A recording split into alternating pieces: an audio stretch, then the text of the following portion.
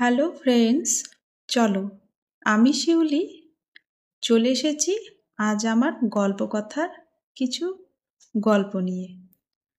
আজ আমরা চলে যাচ্ছিলাম পিহুসোনার অন্নপ্রাশনে। এই পিহুসোনার অন্নপ্রাশনের কিছু মুহূর্তের সঙ্গে কিছু গল্পকথা। এই যে শাড়িটি দেখেছিলে আমি পরেছি, সেটা কিন্তু অনেক আগেই তোমরা দেখে ফেলেছ ছবি এবং ভিডিওতে।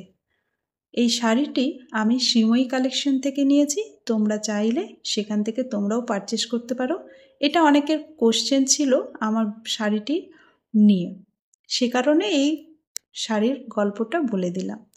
তো তোমরা ঝটপট যদি চাও এমন সুন্দর সুন্দর শাড়ি পেতে, তাহলে অবশ্যই শ্রীময়ী অর্থাৎ স্বাগতাদির সাথে কিন্তু যোগাযোগ করতে পারো।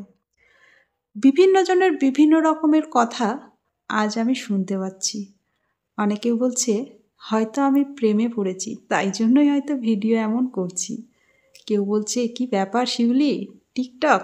হ্যাঁ, টিকটকার। তো সে সমস্ত কথাই আজকে কিছু কথায় আমার মনে পড়ছে, আমাকে ভালো লাগে, সেই কারণেই আমি ভিডিও করি। ফ্রিতে একটা টিপস দিই, নিজের মতো করে বাঁচো। কারো কাছে তুমি জঘন্য, আবার কারো কাছে নগণ্য, আবার কারো কাছে তুমি তার সবটুকু। একটা কথা মনে রাখবে, গাধার নাম ঘোড়া রাখলেও গাধা কোনোদিনও ঘোড়া হয় না। ঠিক তেমনই অন্য কারোর জাজমেন্টে তোমার যা মূল্য আছে তা কিন্তু এক ফোঁটাও কমবে না।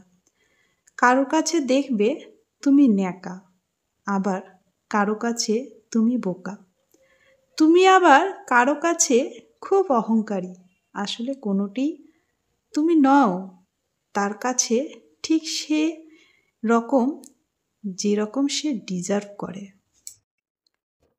আশা করছি অনেকেই অনেক প্রশ্নের উত্তর পেয়ে গেছো।